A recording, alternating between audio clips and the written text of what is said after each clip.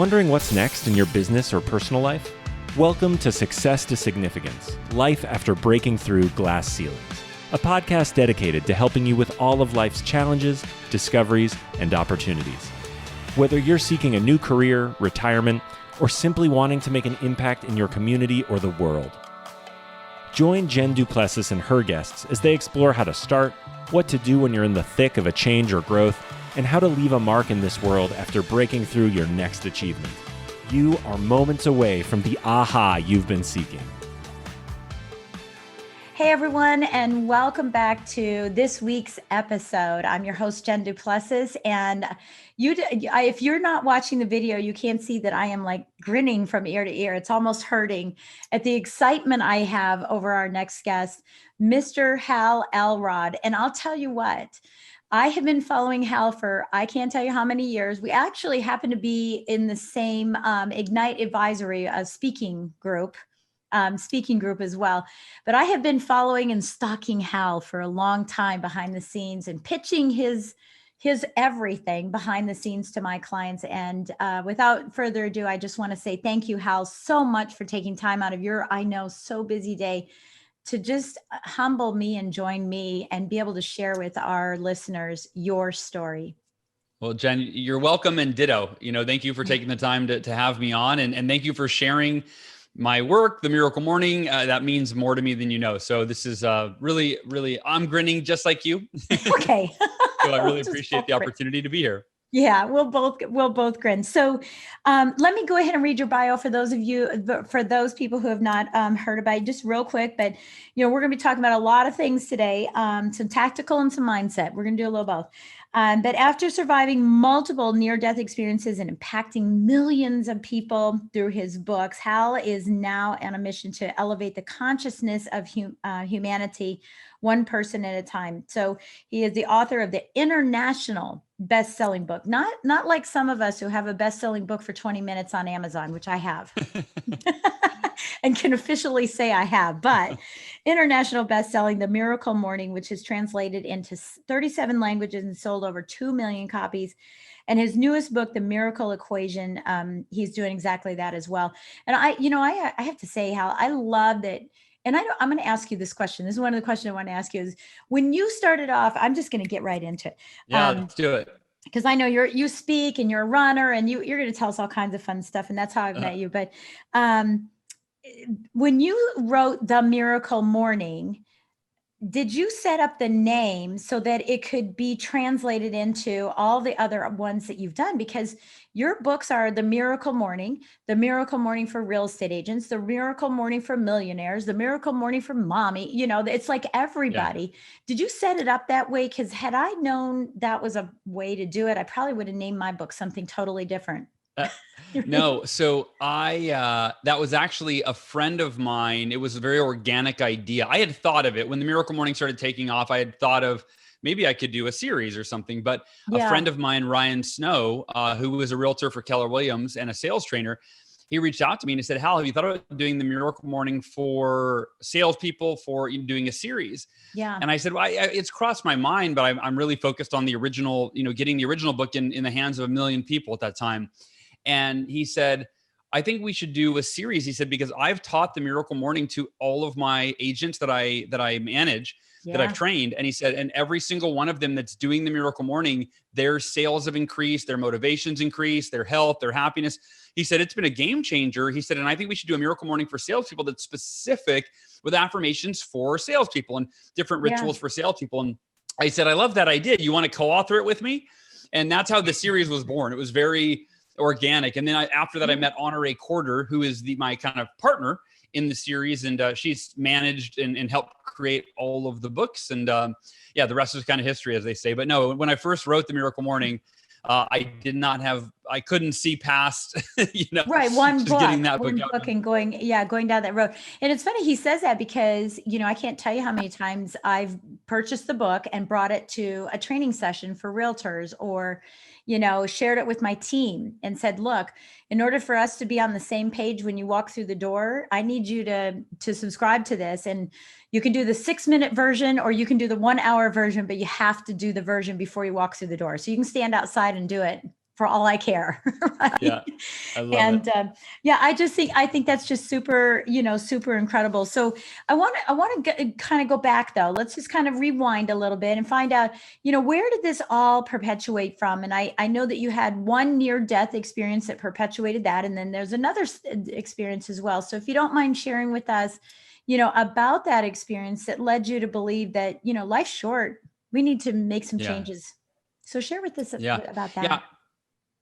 I used to call these my rock bottoms, where you reach a point in your life, we've all been there, an experience that really tests you and challenges you and scares you and causes you to question, yourself, your faith, whatever it may be. I call these my wake-up calls. And, we all can relate. We've had wake-up calls throughout our lives. When I was 20 years old, I was driving home after I gave a speech at a Cutco sales meeting. I was a salesperson for Cutco Cutlery. Oh, gosh. And driving home that night, my car was hit head on by a drunk driver at over 70 miles per hour. My car spun off the drunk driver, and the car that was behind me crashed into my driver's side door, directly in my door at 70 miles an hour. And if you can imagine a car hitting you in the door at 70 miles an hour, instantaneously, I broke 11 bones on the left side of my body. I broke my leg, my arm, my pelvis, so on and so forth. I began to lose a lot of blood. And an hour later, when they had used the jaws of life to cut me out of the car, I had bled to death. And my heart stopped beating for approximately 6 minutes. I was rushed onto a helicopter to be airlifted to the hospital, where they revived me and brought me back to life. I then spent 6 days in a coma. I flatlined twice more, and I came out of the coma to be told that I would never walk again. And I remember, my first memory was kind of, about a week after being out of the coma, meeting with the doctors, them assessing my progress. And I just decided, you know what, I'm committed to giving it everything I have to walk again until I'm proven otherwise. I will maintain unwavering faith that I can and will walk again. And I will put forth extraordinary effort in order to do so until proven otherwise. And then I made that simultaneous decision that if I never walk again, I'll be at peace with it, because I can't change it at that point.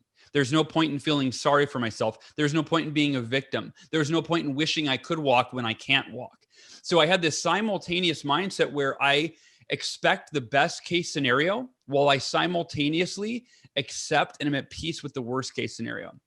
And then in 2008, when the US economy crashed, it was my second wake-up call. It was the first time I lost kind of everything. I lost my house. I was in debt. I couldn't pay the bills. It was very scary.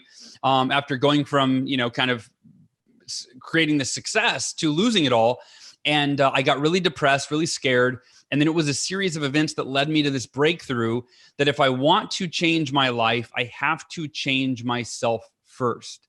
Yeah. And I decided to create a morning ritual, even though I wasn't a morning person, because I had been Googling, what do the world's most successful people do every day? What are their routines? Yeah. And I kept coming across morning routines and morning rituals, but I'm like, no. Like, I'm not a morning person. Where's the success ritual for those that wake up at, 7 a.m. or whatever?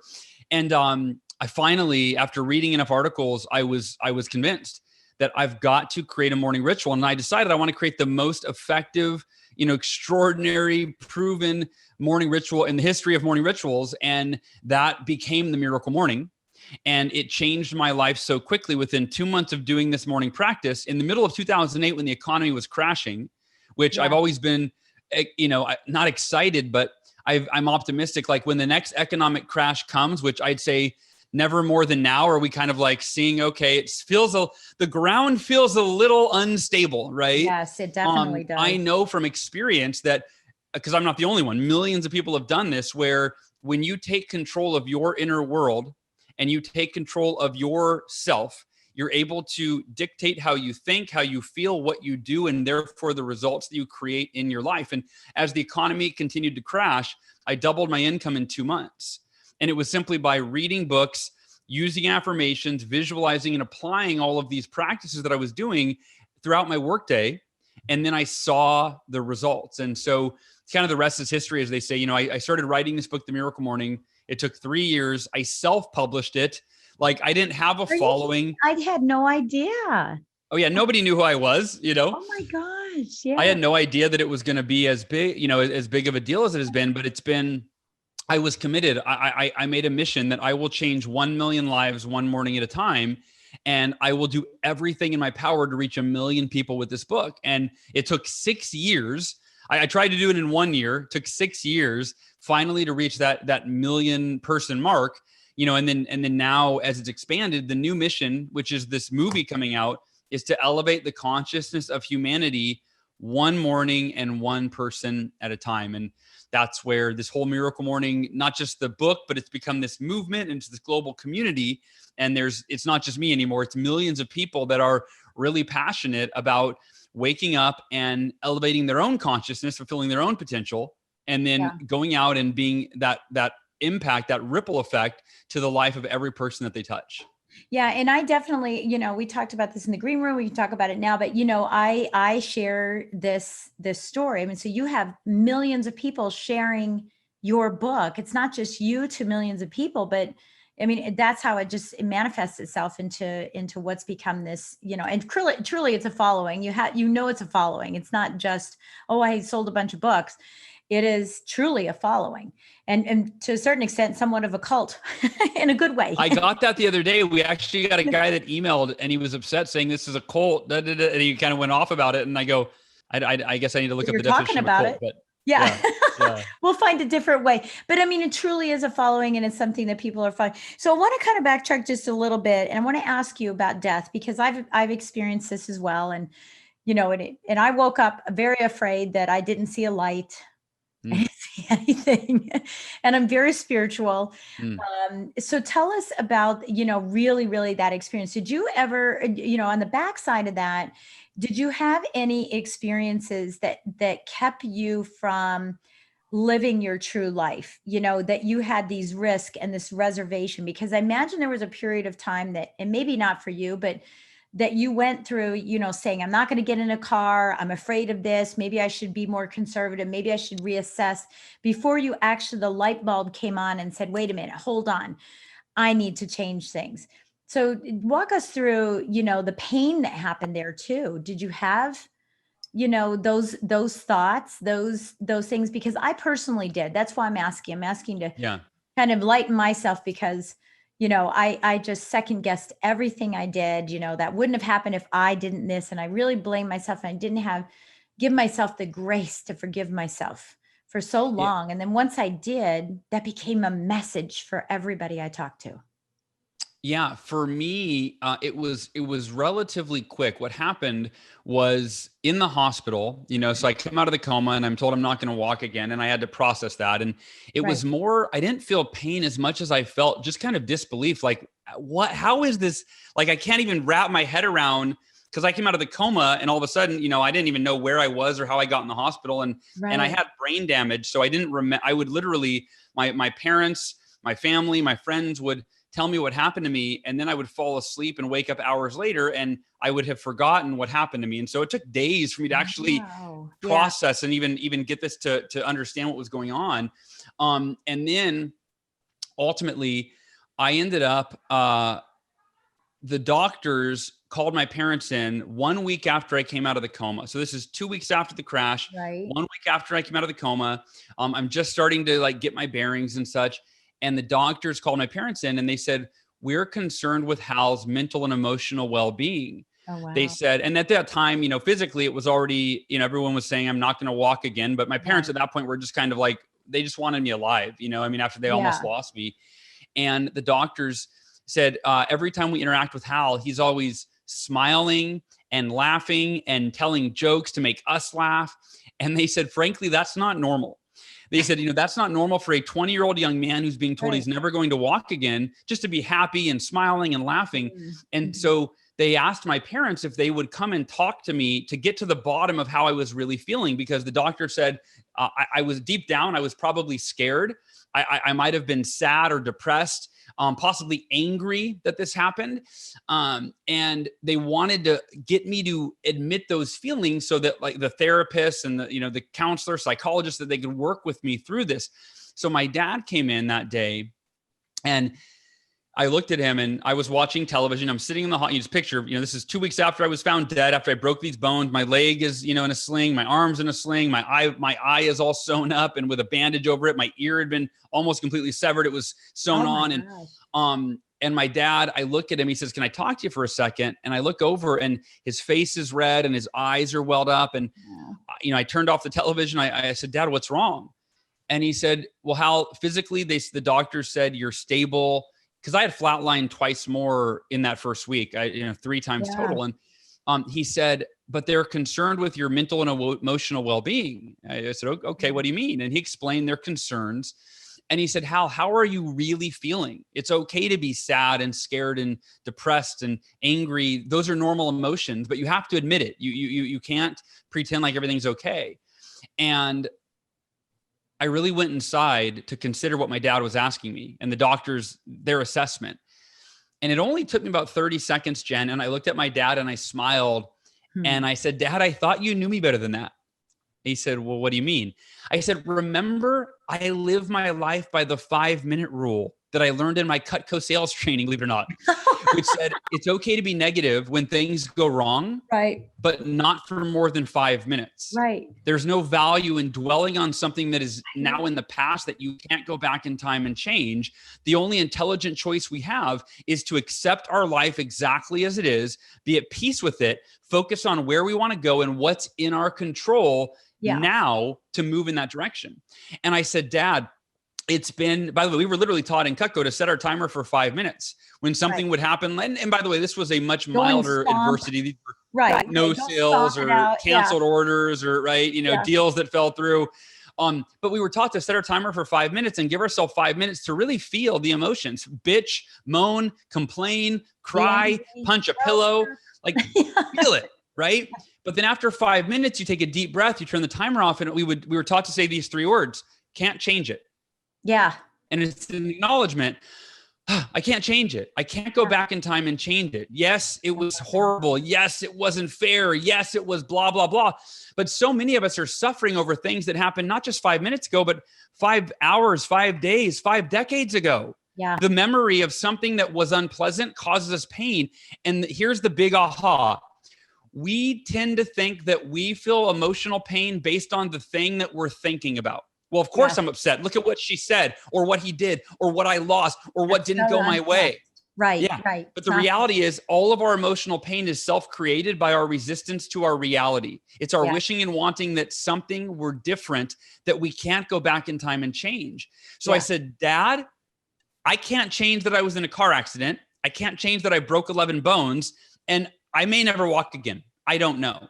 I said, but there are only 2 possibilities the way that I see this. Number 1, the doctors are right and I'll never walk again. And I've already imagined if that is my future, I have already decided I will be the happiest and most grateful person you've ever seen in a wheelchair, because I'm in a wheelchair either way. And I will not let my circumstances define or determine my emotional well-being.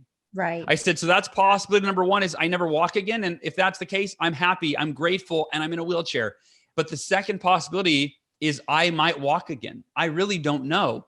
But because that's what I want, I'm focusing all of my energy, my attention, my emotion, visualizing what I want, praying about what I want. I imagine walking again every single day, knowing that if I don't walk again, I'll be at peace with it. And for everybody listening, realize that's one of the greatest lessons that we can learn to be truly at peace with our life, happy and moving forward, is to accept all things you can't change unconditionally, to give yourself that gift of inner peace and focus all of your energy on maintaining unwavering faith in every possibility that you want for your life and doing everything in your power to move in that direction. And you do both of those simultaneously. Accept the worst case scenario, expect the best case scenario, and move toward that.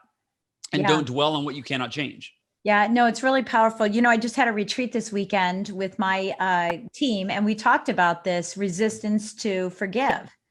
And, that we're just constantly saying, that was unfair, that was unjust, that shouldn't have happened to me. And I think the reason why it's very powerful for me right now is this year, after having gone through Savers, and we'll talk about that in a moment, but going through the Miracle Morning every day for years and years and years, and, really working on me, is that this year during COVID, there was enough silence in my chaotic life of traveling and speaking. And, and I think this is what a lot of people are going to go through now, is because there's enough silence around us that I finally had that breakthrough. And for me, it was, I was a 9-year-old child, and my father was an alcoholic, and there's a whole bunch of other things that are there. And, I was just constantly going back and saying, it's their fault, it's their fault, it's their fault. And then my fault, because I wasn't perfect. If I were perfect, they wouldn't be like that. And I mean, just decades. You said 5 decades, and that's 5 decades for me. The decades of doing that. And when I finally was able to release that, I don't know, I just have this air about me that walks around just a little bit different. And there was a falseness there. There was armor that I was able to poke holes in and then eventually fling it off, And so that's what you're talking about in the Miracle Morning. So I want to ask you a question about that, but I'll come back to the Miracle Morning in just a second.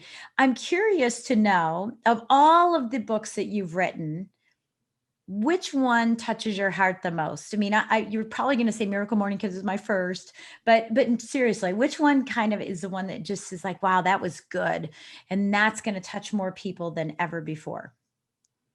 It's definitely the Miracle Morning. The Miracle Equation, which is my newest book, there in some ways it touches my heart because I went through this cancer journey the last 3.5 years. I've been battling cancer.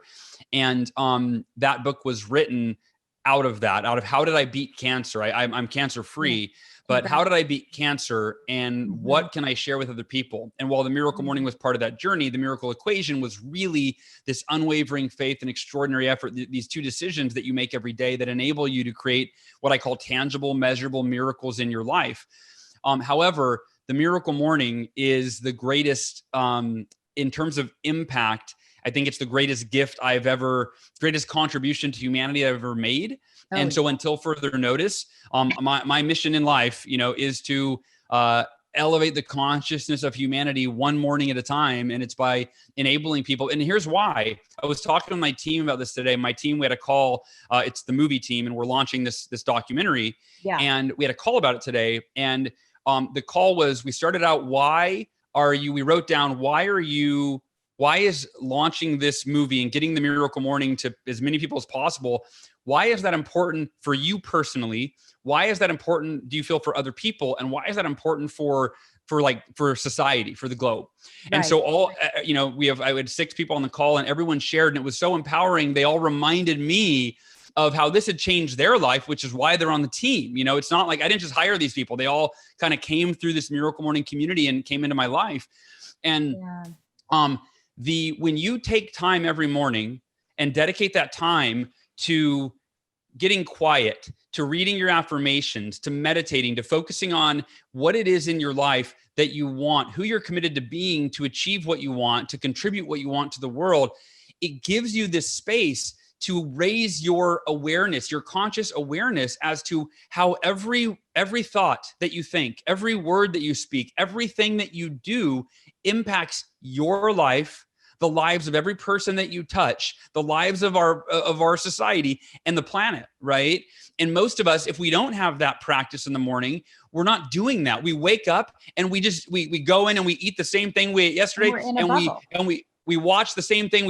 We just keep repeating the same day over and over. But by taking that 30 to 60 minutes in the morning, you're able to get clear and get intentional with how you live your life. And then you see these amazing results. So that's ultimately, for me, the Miracle Morning is the most impactful practice I've ever seen in my own life and in the lives of the millions of people that are practicing it, and, the thousands that have sent me personal messages. Yeah. No question about it. I mean, I look back on when I first got it, and you and I were talking again in the green room about Brian Buffini, who is the #1 real estate coach in the country. And I was actually being coached by him, even though I was a lender, which is a whole other story. But, and that's when I was introduced to you on stage, when you were at one of his annual summits, his mastermind. And, and I started putting the Miracle Morning into play. And it wasn't even, I think it was 1.5 or 2 years later that I was in the top 200 loan officers in the country. And I can contribute that to Brian Buffini and his coaching. And I can contribute that to Miracle Morning, because I got my head on straight every day.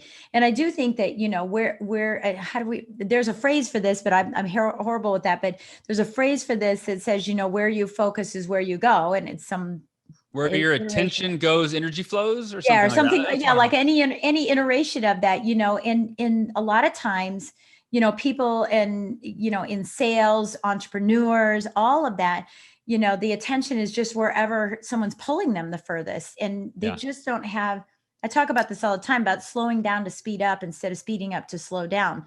If they could just slow down in the morning and take, even just the 6 minutes, which I think I've only done once, maybe twice. Yeah. I've done the full thing all the time, but if they could just do that, then that energy would flow that way. And their chaotic lives, the lives that we're all experiencing with, just we're all sick.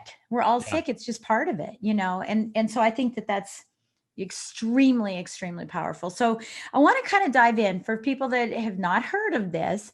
Can we just dive into savers for a moment? Yeah. Okay. Yeah. And I have a very specific question in V that I'll stop you at that one. But if you wouldn't mind just sharing with us the concept of what the Miracle Morning is all about. Yeah. So when the way that this unfolded, I decided, I heard a quote from Jim Rohn. He said, your level of success will seldom exceed your level of personal development. Yeah. And the way that I equated that is on a scale of 1 to 10, if we're measuring success that we want in every area of our life, not just business success, but success in our marriage as a parent, on a scale of 1 to 10, we all want level 10. We want to be as happy, as healthy, as wealthy, as free as we possibly can. Yeah. But then when I assessed my level of personal development on a scale of 1 to 10, it wasn't at a 10. It was like, back then it was like a 2 or a 3. 2008, I was really struggling. And I believe this is the disconnect for the majority of our society is we all want level 10 success. But if we are honest with ourselves about our level of personal development, there's a big gap. And the way that I look at this, you've got to become a level 10 person, the level 10 version of yourself, I should say, in order to create and sustain level 10 success. And that comes through daily personal development. Yeah. So I Googled best personal development practices. I Googled personal development practices of millionaires and billionaires. I Googled what are the world's most successful people do. I just Googled all these phrases around trying to figure out what are the best self-development, personal development practices. And I had a list of 6. And at first that overwhelmed me. I thought, oh man, I'm like looking for the top number 1, right? Right. And as I reviewed this list of 6 and I read articles and I researched each one, none of them stands above the other as more beneficial. They're all equally beneficial. Just depends on who you ask. Some CEOs, there's an article on Fortune 500 CEOs who swear by meditation, and I would never correlate that, but they attribute meditation to calming their nervous system, giving them clarity. Some of their best ideas that have moved their company forward have been in periods of meditation. And so as these 6 practices, I was about to throw in the towel because I was so overwhelmed going, I don't know which one to do. Yeah, seems and like the epiphany, everything. the light bulb moment, was, what if I did all of these?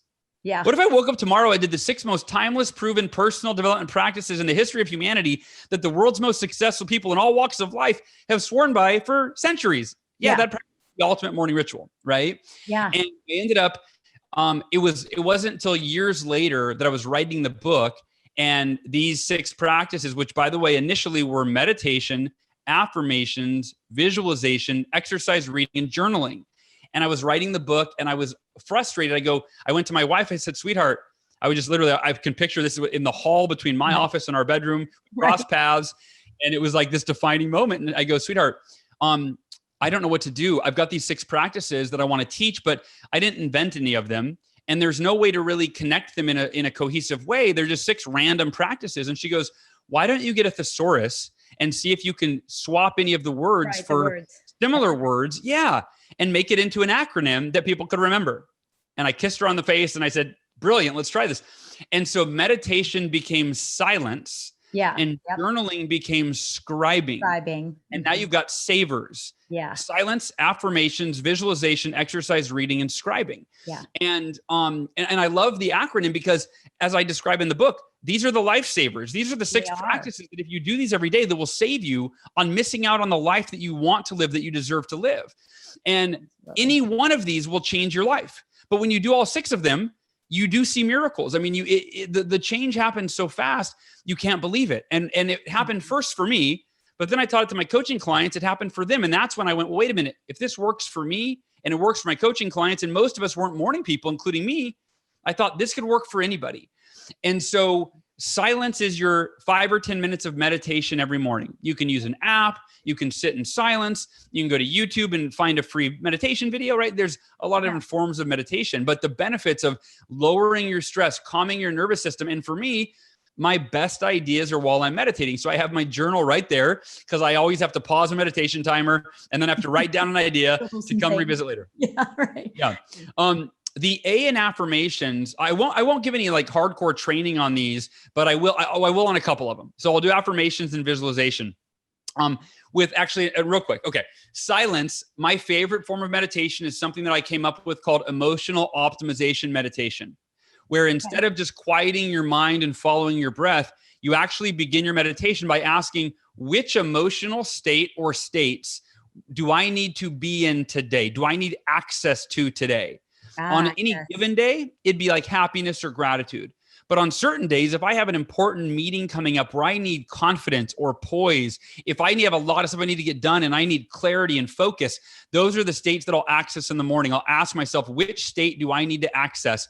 And then I will spend 5 or 10 minutes accessing that state and just marinating in that state, if you will. Yeah. And the way I'll do that is, like, for example, if it's gratitude, I'll think about something that makes me grateful. I'll get in the state and then I'll just stay there and try to go as deep as I can. If I need confidence, I'll think of a time in my as recent or distant past as I can when I was feeling confident, and I'll go there, I'll visualize it, I'll imagine it, and I'll go there in my mind.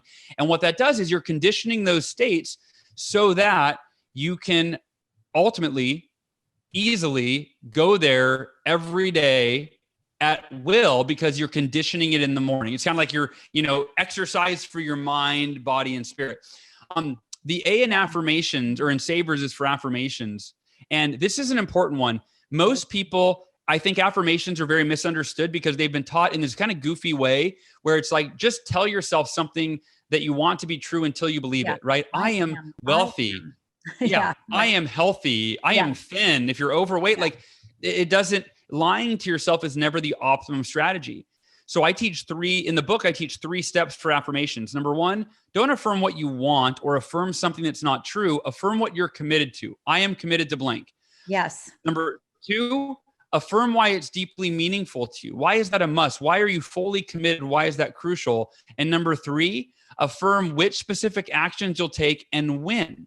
So now you're not affirming some woo-woo, goofy, I am amazing, blah, blah, blah. You're affirming a commitment that you've made, some sort of outcome. You're affirming the specific actions you're going to take and when. And then you're affirming, you're affirming why it's meaningful and then the actions you're going to take. And when you do that every day, you're aligning your subconscious mind, your conscious thinking, and your behaviors with what it is that you're affirming and what you're committed to. And individualization, you said you had a question on that, so I'll turn it over to you. Yeah. And it's funny as you're talking about this. And so if we're on video, you're going to see me move. Oh, and he just moved too. That is so funny. That is so funny that you moved. So we're both on video. We both just stood up simultaneously, not even knowing we were going to do that. That's funny. And I'm sharing my daily affirmations book. My daily affirmation book. Yeah. And so it's kind of funny the way that you're talking about that, because I wake up not knowing about the emotional optimization meditation. Optimization meditation. Yeah. Yeah. Not knowing about it. When I get up in the morning, I have actually put my affirmations. Some are my affirmations, some are quotes. But I've actually segmented them into the wheel of life, right? Yeah. Business, spiritual, whatever. And so I get up in the morning and I'm thinking, what do I need the most today? And I don't think, what is my day like? Now that's interesting. But I think, what do I need the most today? And today, I think I need more business. It's a lot of times it's because of what happened yesterday, which yesterday, right, is a history. Tomorrow's a mystery and today's a present. That's why it's a gift, right? And a lot of times it's like, how did I feel yesterday? And I was like, I kind of need a little boost of business today. I need a little boost of spiritual today. And that's where I do my affirmation. So just kind of funny. I did like a little combining of them. For me, silence is prayer. I mean, that is prayer. And I do some reading in prayer too. So I've got a little bit of both, but but I just think that's kind of interesting. Yeah, I wanted to talk about visualization. I know you're going to get to it and stuff. I'm not a vision board person. I've even tried the app, right? The vision board app and Yeah. drop stuff in. So and while I do, the visualization, I tend to talk to myself about imagine. I say, imagine what it would be like to stand up on a stage, and I'm on stages all the time. Well, it used to be, right? I'm on stages all the time, but my visualization is imagine standing up on the stage and somehow, some way, there's a light that flows around to one individual, and I know that I'm making a difference in their life, right? So for me, I found that imagine helped me get through visualization, but I am so excited to ask you about how you get through visualization, because I think a lot of people think, I'm going to go cut up a bunch of pictures in a magazine and put them on a little postcard like I was a little kid. I'm going to look at every day and it's supposed to change my life. I think there's more to it than that. And I want to hear it from you. Yeah, I call vision boards invisible boards because usually they end up, unless you're very active and committed and disciplined, they kind of become background noise on the wall after a while. And so, I've struggled with visualization. It's been my most challenging of the savers. And so, which means I've had to figure it out, right? Because since I wrote the book on it. And so here's first and foremost for anyone listening to this, consider that the world's greatest athletes, the world's top athletes, from Olympians to, the Michael Jordans and Serena Williams of the world, they swear by visualization, right? They visualize themselves performing at their best before the game starts, so that when the game starts, they've already rehearsed. I call it mental rehearsal. That's the best, to me, just way of thinking of it. And so the problem with visualization is the way that we've been taught, the whole vision board strategy, which is really just a form of visualizing the end result, and that's it. The problem with that is if that's all you do, if all you do is visualize yourself at the end result, you're missing the most important part, which is the process that will produce that result. And so that's where the world champion athletes don't just visualize themselves holding up a trophy. They visualize themselves taking a jump shot with perfect accuracy. They visualize themselves, right? They mentally and emotionally rehearse. So here's the two-step process for visualization. Number one, yes, visualize your ideal outcome, because that fuels your desire and your drive to make it happen. Correct. It also enhances your belief. Something that right on day one might seem so far off that you can hardly even imagine it. Well, if you visualize it every day, it starts to become real, more and more and more real, and you become acclimated to that possibility becoming a reality. So that's step one. Yes, there's value in visualizing the end result.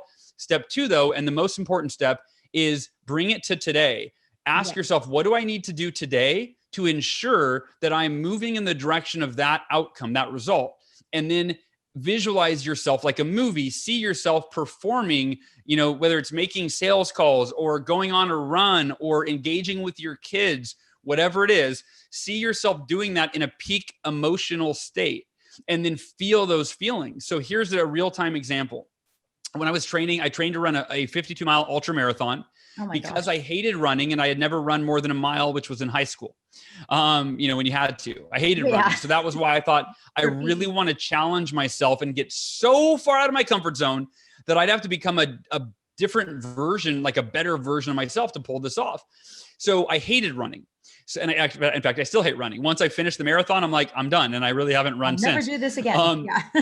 No, never do it again. Exactly. Like I checked it off the bucket list kind of thing. So when I was training for the ultra marathon, I would first spend a few minutes visualizing myself crossing the finish line. And I did have a printed off picture of the Atlantic City Marathon finish line. So I literally knew what it looked like when you crossed it. So I visualized that. You have to imagine what the atmosphere was going to be. Yeah. As clear as your vision can be, the better. And so I would do that, and I would see it, and I would start to get excited, and that would create that drive and desire to make it happen. But the most important part of visualization is I would then bring it to today, and I would visualize the alarm on my phone going off, and I would hear it beep, beep, beep, beep, beep, beep. And I would visualize myself picking it up and looking at it at 7 a.m. and turning it off, because that's when I committed to run. Visualize pushing the button. Visualize myself going into my bedroom closet, getting dressed in my running clothes, walking through my living room, opening the front door. And I remember this very vividly. I always visualize myself smiling as and a rush of emotions as I opened the front door, and I would see through my eyes the pavement, the sidewalk. And I would usually affirm something like, this is going to be a great run today. I'm going to feel amazing. I'm becoming healthier and stronger and developing my stamina so that I can finish that ultra marathon and complete my goal. And then I would visualize myself heading out and going on the run. And here's what that mental rehearsal does in real time. When my alarm went off at 7 a.m., I didn't have any of that resistance of, oh, I hate running. Maybe I'll just skip today. I literally, without even thinking, I picked up the phone, turned off the alarm, walked into my bedroom closet, got dressed in my running clothes, headed out the front door, opened the front door. And as you might imagine, I smiled. I was flooded with positive emotions that drove me to that run. That's the power of visualization when it's done in this manner. Yeah, I love that. I love it. And thank you for sharing that with me, because I love being vulnerable, because, we're not perfect. Right. And I can say, oh, I get through these things every time. I've wondered for 7 years or longer, maybe even longer than that.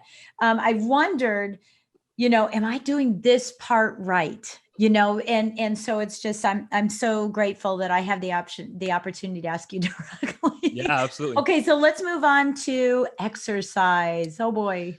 Yeah. So this isn't rocket science. And I'm not going to give you a lesson in exercise. What I'm going to tell you is this: the benefits of morning exercise are imperative. They're very important in terms of your mental acuity, your ability to think clearly. When you get blood and oxygen to your brain, you think much more clear.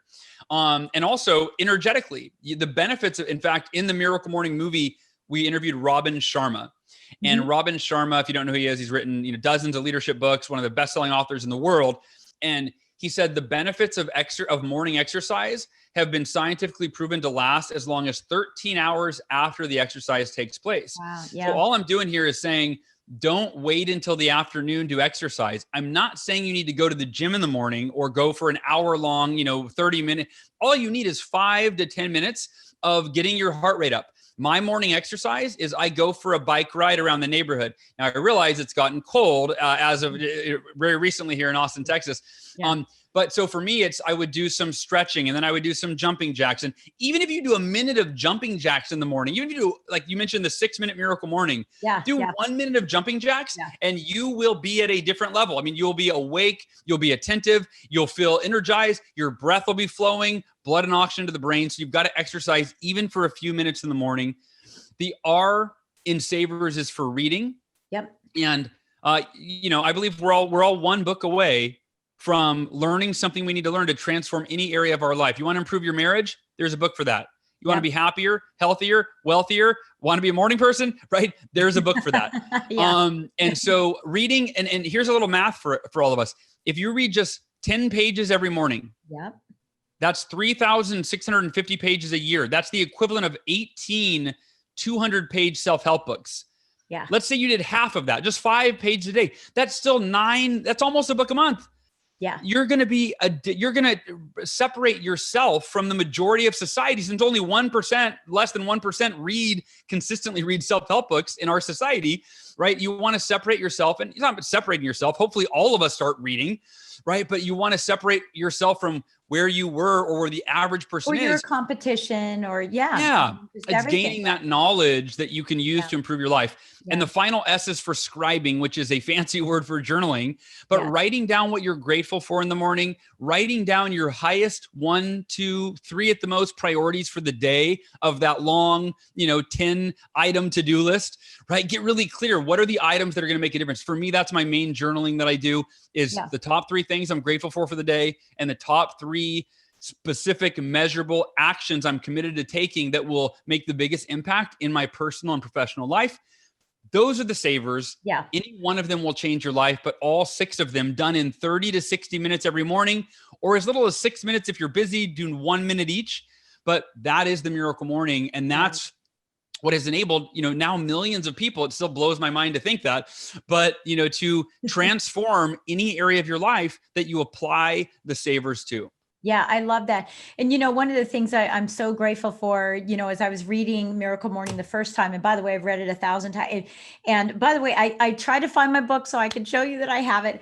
I mean, it is dog-eared, highlighted, you name it. It's ugly because I just go back in and go, oh, now I want this one. And so then I had to change different color of highlighter to remind myself, this is the stuff I want to do now. That's funny. It's so funny. But I was so grateful that you're scribing, and it's funny, as an author, you'd think I'd love writing, but I can't write as fast as I think.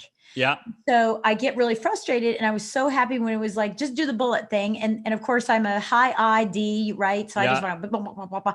And I was so thankful that was the way I could scribe. But, for those that want to do more, this is the opportunity to, take the time to do more. And then I was going to tell you also, with exercise during COVID, I've been gamifying everything. Like gamifying. Like I make my tea in the morning, but I can't drink it until I do 5 or 15 push-ups on. Nice. I love it. Right. Yep. And then I start bringing it into my office, and I'm like, okay, now you can't sit at your desk until you do a couple of planks. Yeah. Right. And so I've really been gamifying myself, to get that exercise up. So I just want to share that with everybody else too. That's awesome. Yeah. I mean, you have to, that's pretty interesting too. No, I have well, just so you know, I actually have in my morning, I call it my mission time. I have to get my number one priority done in the morning to earn my smoothie. Right. So that's very similar.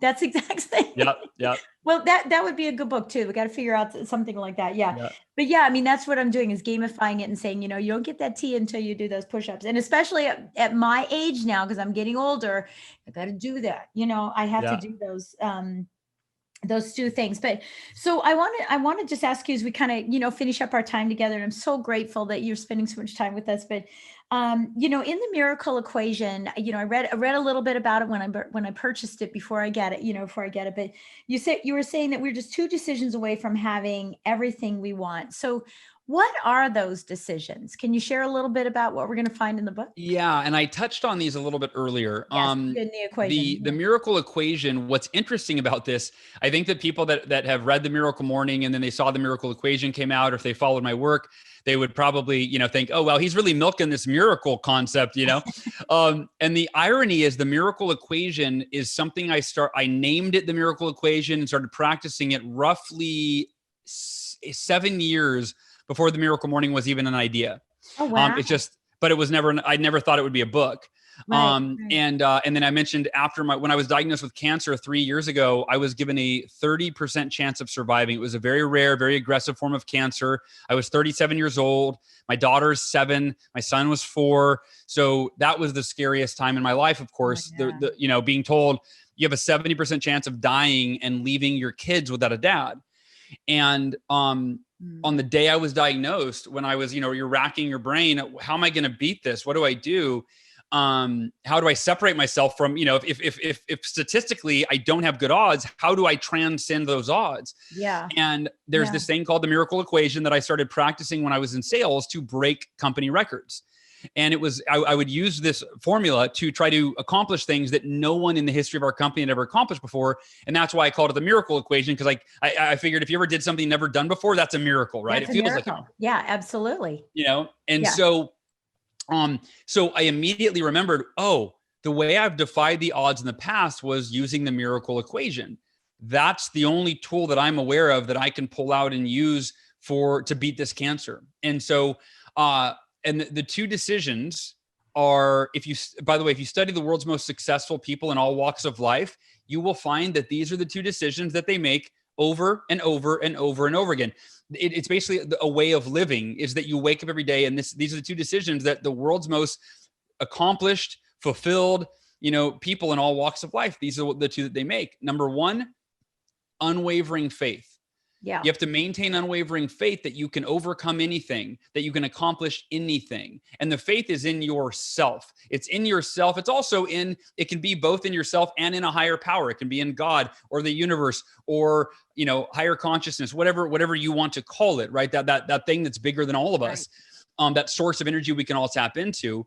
And for me, that's God, of course, but that's God. And so unwavering faith, when I took my first, if you think about this, when I was told I would never walk again, I had unwavering faith that I could walk again. Right. And when I was told I was going to die from cancer, I had unwavering faith that I would beat cancer. In fact, I read an affirmation during my miracle morning every day that said, I am committed to maintaining unwavering faith that I will beat cancer. Actually, I think it said heal myself from cancer and live to be 100 plus years old alongside Ursula, Sophie, and Halston, my family. No matter what, there's no other option. That's what I call a miracle equation affirmation. Yeah. I am committed to maintaining unwavering faith that I will blank no matter what, there is no other option. And when you read that over and over and over and over and over and over and over again, every single day, you become that commitment. There is no other option. And it aligns your subconscious and your conscious mind, right? I believe a lot of science is showing the mind-body connection. Yeah. And twice now, these 2 times the doctors couldn't explain how my body healed so quickly. And I believe it's not because I'm not special. It's because I focused all of my energy on that unwavering faith that I would heal. And the second decision is extraordinary effort. So once you're maintaining unwavering faith, you can't just sit back and stare at a vision board and think that things are going to magically change in your life. You have to put forth extraordinary effort. And for me, extraordinary effort is actually defined as consistency. It's not about working 80 hours a week and sacrificing your family to be an entrepreneur. No, this is about doing one thing every day that moves you in the direction of whatever your miracle is, whatever your tangible, measurable miracle, as in your biggest goal, your biggest dream, that outcome you're committed to. Yeah, and so if you can maintain those 2 decisions, unwavering faith and extraordinary effort every day for as long as it takes to reach your goal, I believe that the only variable is timing. Yeah. And right now, the Miracle Morning movie is the miracle. We're trying to, it's releasing on 12/12/2020, and we're doing a live online world premiere. And my goal was for 10,000 people to watch the film. I don't think I've ever had 10,000 people buy my book on day one or do anything on day one. Right. And so my team came back and they go, Hal, we don't want to, stress you out, but we think you're thinking too small. You're the guy that wrote the miracle equation. We think that we want to have 100,000 people watch the movie on 12/12/2020. And so to this day, it's still hard for me to get my mind around that, but I'm maintaining unwavering faith. I have an affirmation every day that says, I am committed to impacting 100,000 lives with the Miracle Morning movie on 12/12/2020 because they need it now more than ever. What'd you say? In less than 2 hours. Add that. Yeah. Yeah. That's good. Yeah. Well, and that's the reason we made the film is because my mission is to elevate the consciousness of humanity. But my friend Nick, who's a filmmaker, came to me and he said, Hal, what percentage of humanity read self-help books? Yeah. And I said like 1%. About it. Yeah. I mean, there's a statistic, I don't know the exact number, but it's really sad. It's like something less than 3% of adults read a book after high school. Exactly. Yeah. After high school. I mean, it's super sad. Yeah. So, and everybody who's listening to this can get tickets. So we want, make sure that everybody gets a ticket to this. And you simply have to go to morningmiraclemovie.com. Miracle Morning Movie. I'm sorry, Miracle Morning Movie. MiracleMorningMovie.com. Yeah, so it's backwards, right? So MiracleMorningMovie.com, and you can get tickets, and let's just help support Hal in making sure that he gets to this $100,000 mark. And if we share that with everybody we know, I think that would be great too. So I want to ask you a question, last question. So when you think about, you mentioned Jim Rome. I'm a big Jim Rohn fan. I mean, it's just like all about him, and obviously Les Brown, because I've had the wonderful opportunity to speak with him on stage and get to know him. But when you think about quotes, what is a quote that really moves you? Something that, is just sort of embedded in you, that is your go-to, I'll give you an example. I have a couple, but like every day, this is an affirmation for me, which is, and I say quote, but it could be an affirmation. And I say, Lord, take me where you want me to go. Let me meet who you want me to meet. Tell me what you want me to say, and keep me out of your way. Amen. Right? That's like something that I just live with. And live and breathe with it. It doesn't have to be work, it could be my grandkids, it could be anyone. So is there something that you always sort of go back to it and you're like, gosh, that's so true. So true. I'm constantly looking at that. Yeah, I have a lot of them. Yeah. But I'll share the one is this: enjoy every moment. As simple as that is. When you walk into my living room or into my house, that there's a beautiful picture on the wall that says enjoy every moment.